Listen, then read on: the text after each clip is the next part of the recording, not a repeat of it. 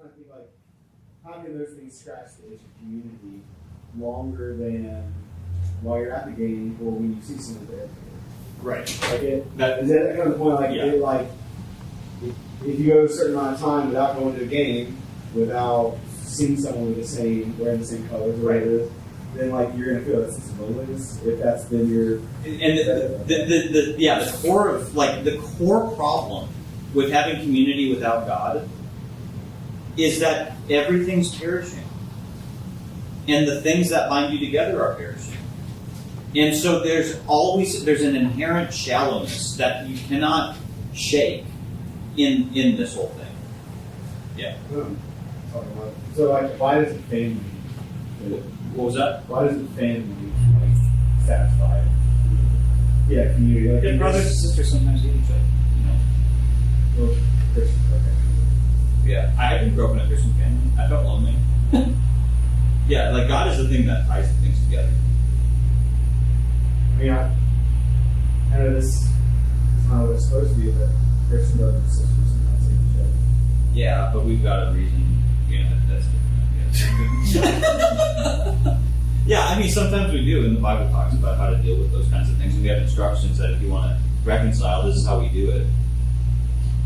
But the Webster's definition is a definition B, a unified body of individuals is A, and people with a common interest living in a particular area. So if you have a common interest of survival, it makes your community a lot tighter. And as you work out from there, it gets looser and looser. And I just thought the definition of it sheds a lot of light on it. right. Yeah, so let's say, you made me think of the survivalist communities. People that are preppers and stuff. The only thing you can really talk about is the coolest new knife that's come out, and the new paracord that can do extra things other than just the things it normally did. And you can talk about those things, but again, that's all perishing.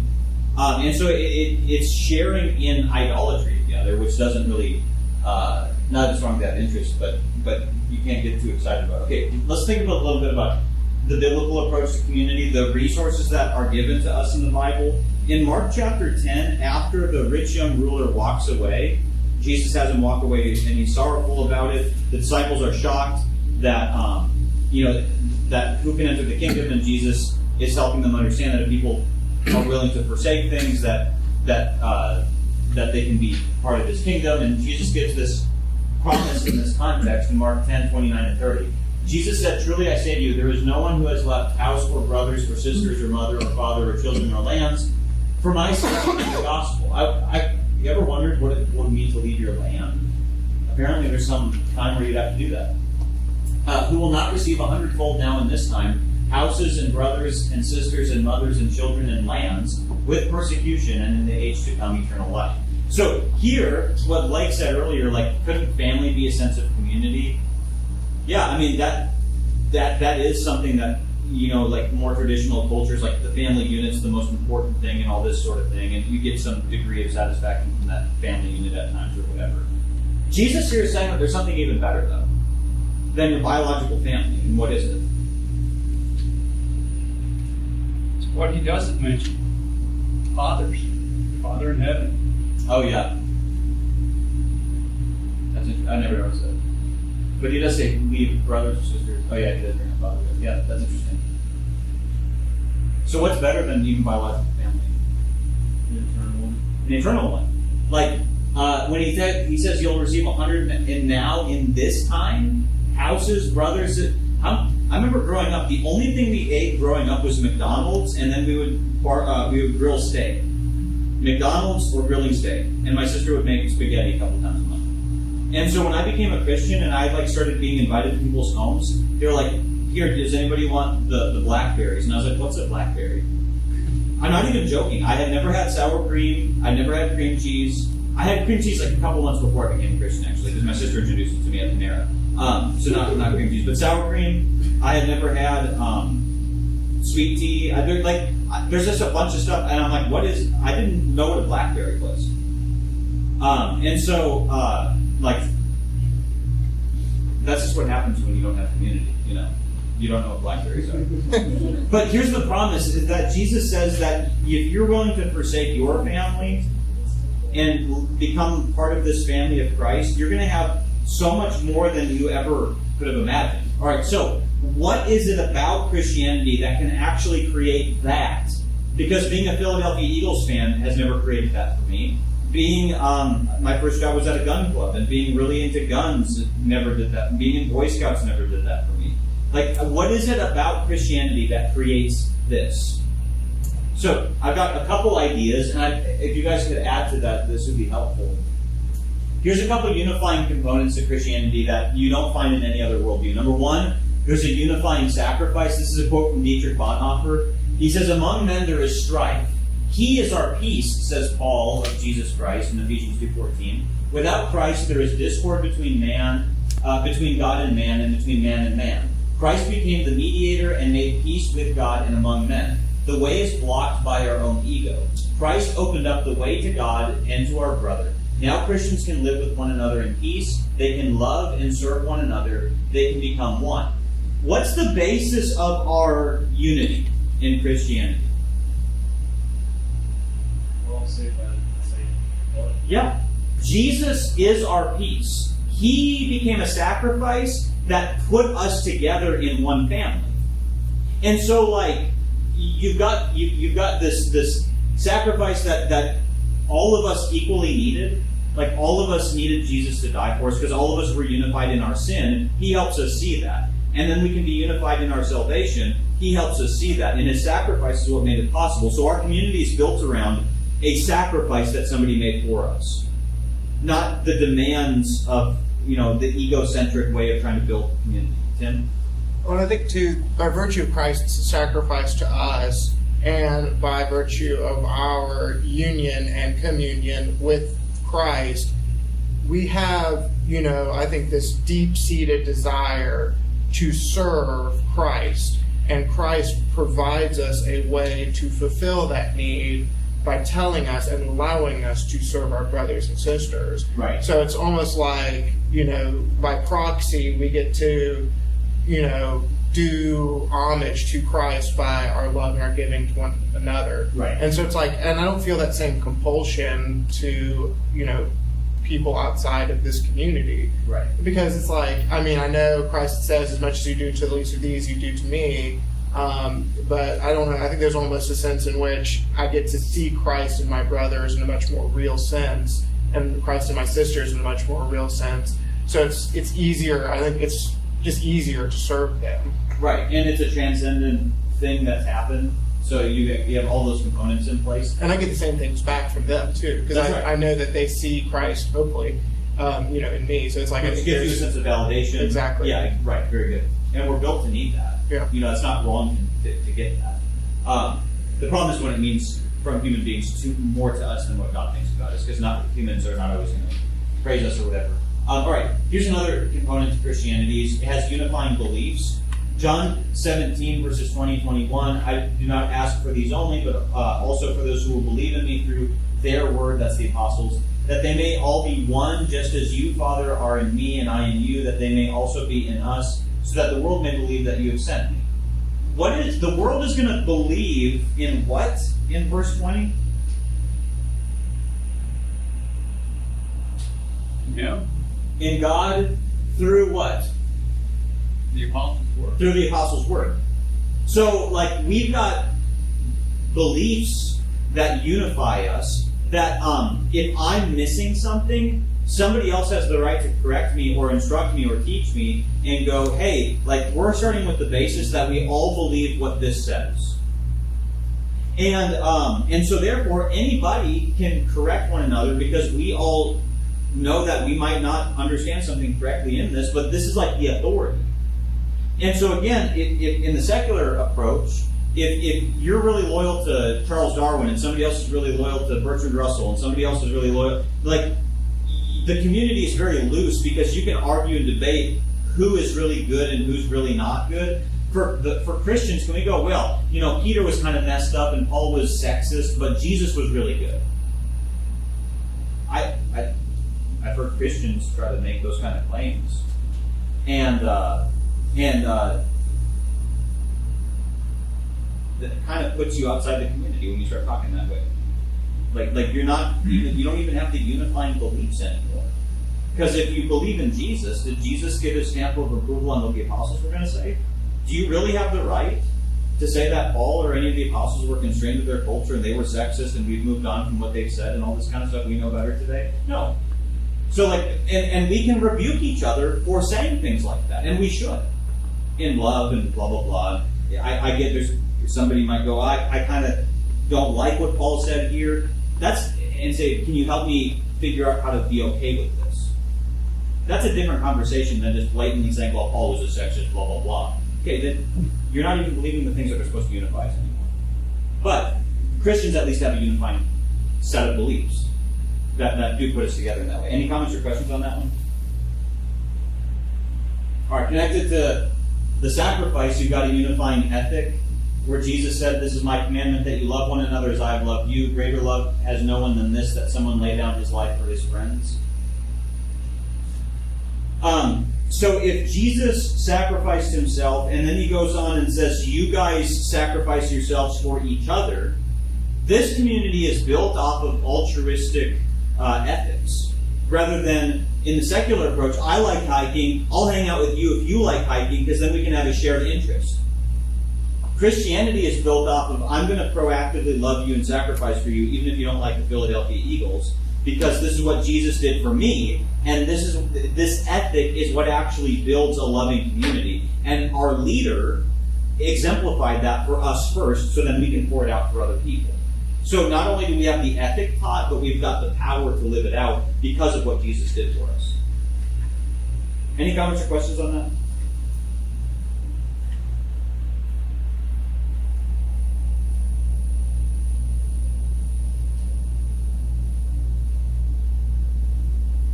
All right, well, I'll end with this other quote from Dietrich Bonhoeffer from his book, Life Together. He said, the basis of the community of the Spirit is truth. The basis of human community of Spirit is desire. The essence of the community of the Spirit is light. The essence of human community of Spirit is darkness. For from within, out of the heart of men, proceed evil thoughts. It is the deep night that hovers over the sources of all human action, even over all noble and devout impulses. The community of the Spirit is the fellowship of those who are called by Christ. Human community of Spirit is the fellowship of devout souls. In the community of the Spirit, there burns the bright love of brotherly love, agape. In human community of Spirit, there glows the dark love of good and evil desire, eros.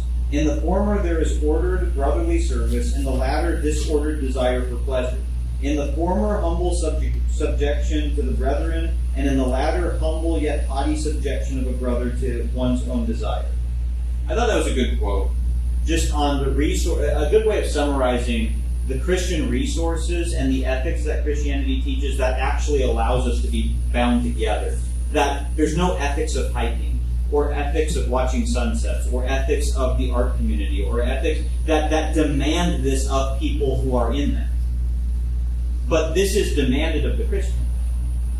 And when we subject ourselves to that, it does create this kind of community that so many people are wanting. So, all right, that's all I got, unless anybody has any other final things that they want to say.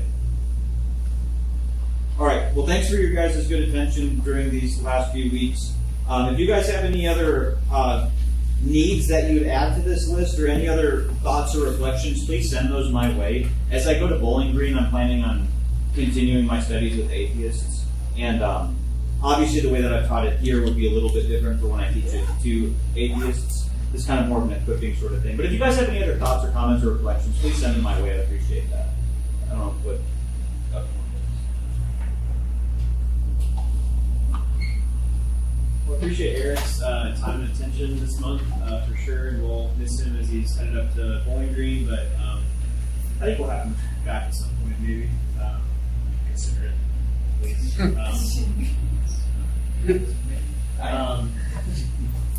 Anything else that needs to be announced, even non-sick or request related, Kelly?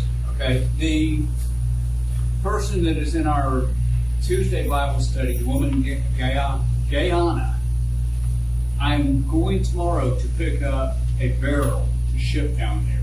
I talked with the girl at the shipping company today. She said hey, if you send a plastic barrel, we can use it for water. She was actually from Guyana when I talked to her at the shipping company. So I'll pick that up tomorrow. There's a list on the table up there. I'm probably also going to do a small box of important stuff and send that airmail. And I also am, and I'm saying this to force myself into this, going to the Verizon store, making sure I have the ability for international calling so I can get in touch with the preacher that Santee gave to me down there. So I'm trying to get this thing developed to where I can do, with you guys' help, some good work down there. So I don't want to dismiss my responsibility to do these things, but I do ask for your guys' help. Yeah, absolutely. If y'all didn't hear, Ellie has a contact from Guyana who is from I guess a meetup study, right? You said? Yes. Yeah. So if you're interested in helping out with the opportunity that's there, just let Kelly know. It sounds like we put together something for that person. So that's a great opportunity. In terms of the next things that we're studying, in October we're going to be studying the book of Romans. So if you want to give that a read through, starting on Sunday, we're going to be reading through, studying through the book of Romans. I think it's a combination of Blake, Ryan, and Tim that are teaching that. Yeah. So y'all can look forward to that. And that will be both on Sundays and Thursdays. So we'll dual class there. Anything else, Blake? So I was going to send this out, I guess tomorrow, but like the Bible reading thing that I've even forgotten. So we have a calendar that we can go by that says at 8. Yeah. But it's all the Grace on Romans, so if you just want to have that. Yeah. You're looking for something to read each day. It's Monday to Friday, so you can take the weekends off. I guess it's reading the Bible, but at least to break down Romans so you can read through it in a month, and I think it'll help us prepare for each class. Yep. Without just looking at the questions to prepare. Yep. And if you want to read more, read through it a few times a month. Yep. Yeah. I feel like Richard always knows how long it takes to read through each of the books of the Bible, but I wouldn't imagine it takes more than an hour and a half to read through the whole book of Romans. And obviously, you have to read and do it bit by bit over the course of the month, so that's a great opportunity. Anything else that we need to be thinking of or mention here? I think at some point in the month of November, we're going to plan on having another congregational meeting. TBD on date, time, place for that, but just kind of keep that on your radar. We had one back in August, and I know we've got a couple new members. It'd be good for new members to be involved in that, obviously. But Emily Jackson's a new member, sitting right here in the pink t-shirt. Everybody probably knows her. And then Liz, we all know Liz as well. Blake's soon-to-be wife, so it's also a new member. Any other new members that I'm forgetting about? I think we've covered everybody else. All right. Well, let's say a word of prayer, and then we'll be dismissed. Father in heaven, we're so thankful for just everything you do for us. You're such a good God, and you provide for us in better ways than we even know how. I'm so thankful for the fact that you've given us a community. You haven't just left us alone in this earth to serve you by ourselves, but that we can truly be a part of something that is greater than just us. Lord, we're thankful for the group of believers that is here, for the community that we have with each other, for the fact that we can be bound together by the blood of your Son Jesus, and serve them alongside each other. Father, I pray that you'll help us in our work here to be diligent, to be devoted to serving you and serving one another, learning more about you, and learning how we can be better workers in your kingdom, Father. I pray that you'll be with everyone of our number who can't be here tonight, whether they are sick or busy with other things or just away from us right now, Father. I just pray for them that they will be strengthened and encouraged no matter where they are. Help those of us who are here, that we will reach out to each other, that we will strengthen the relationships that we have, to remember that we are not just a church or a random people who get together, but that we are a family, that we're a group of people that is bound together by you most of all, Father. Lord, I thank you for Eric and for the time that he's been able to spend with us. I pray that you'll be with him as he goes to Bowling Green to continue serving you there, Father. You'll do the work that he will be joining there, and that will be fruitful and productive. Be with him and his family as they make the transition. Help that go well. Father, I pray that in all things that we do, that we'll be pleasing you and we'll glorify you. And I pray this all in Jesus' name.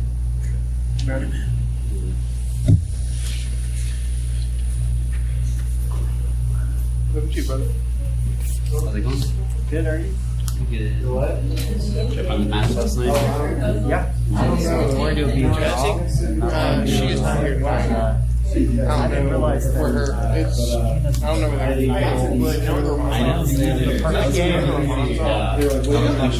know. Carlos and my younger brother, like his friends from town were there, but we were like 5 sections away, guys. So we kept looking over, and it was like, oh shit, I'm probably going on. I can't believe they are. So it was a fun time. Which brother was Isaac. Isaac? Yeah. I saw the They're picture. actually I meeting can't Brian is his name. Brian. NFC this weekend. Yeah, for Falcon Days. He's not here either. They both look so similar now. I used to be able to tell them apart. Now I can't. Yeah, no, they're like similar height, If I can talk both like the same, similar hair, like it's tough to tell apart, but yeah, it was fun. They were literally the guy last night right before the match, and then they went to play down. So Yeah. it was a nice little Atlanta spring ball last night before the league. How you doing, man? But it was a fun time. Good.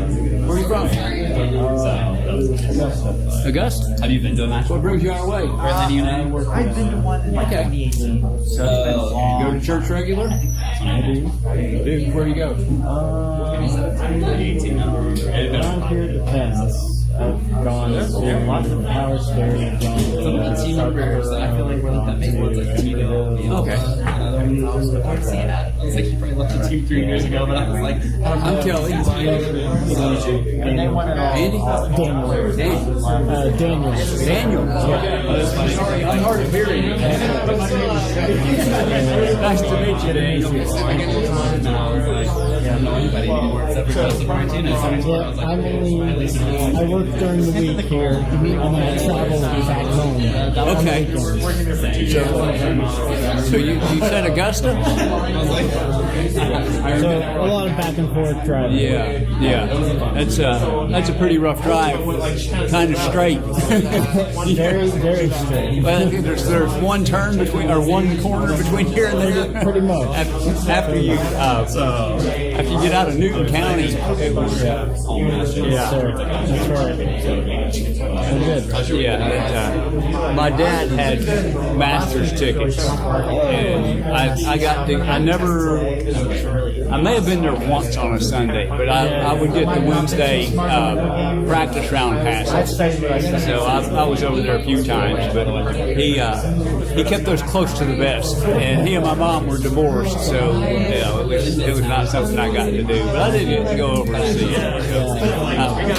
When Tiger Woods was playing as an amateur, he was doing the practice round with Nicholas and Arnold Palmer, and my buddy and I saw the Army, Arnold's Army, and I said, "Come on, let's go over to 14. Nobody hangs out at 14." And so we got it right at the ropes at the green at 14. And when they were putting out, Tiger came up, and they marked the cup for the next day, and he's over there, chipping towards this cup, and Arnold's like from here to the red light away, and he makes Tiger stop what he's doing so he can sink a little 18-inch putt on the practice round. Yes. I said, Tiger, they've been doing that to you all day, and he smiled and nodded and said yes. So that's my only one claim to fame. I did say Bernard Longa. You know what I'm talking about, Bernard Longa. When he won, he was going up 18 to green. I think the Thursday, I think, for chip right. And I said, go get him. And so he went ahead and won. Couple of neat interactions. Yeah, Dad had Masters tickets before my brother was born.